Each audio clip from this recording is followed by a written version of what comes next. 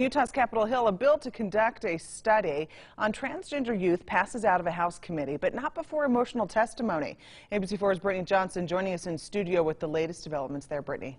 Well, Emily, this is a substitute version of the bill, significantly different than the original version. Most notably, the change from a ban on hormone therapy for youth to a study. And although it passed unanimously, LGBTQ advocacy groups say there's still some concern.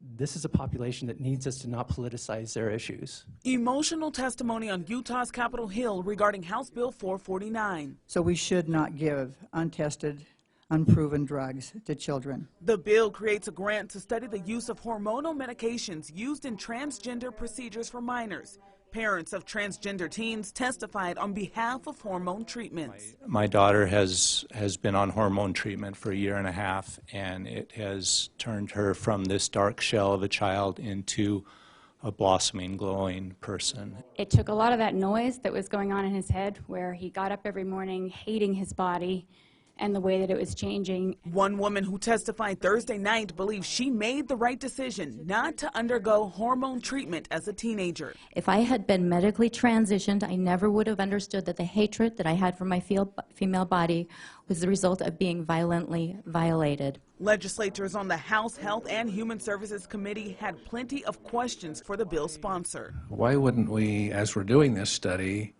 also prevent this from taking place to protect these children? Before we rush in and ban something completely and maybe disrupt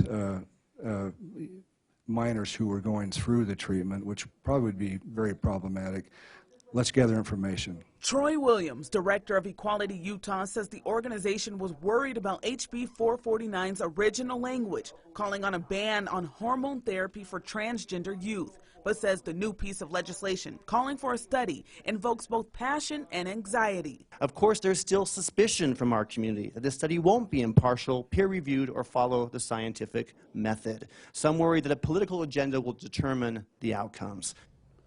The bill passed the House committee unanimously and now goes to the House floor for consideration. Emily, back to you.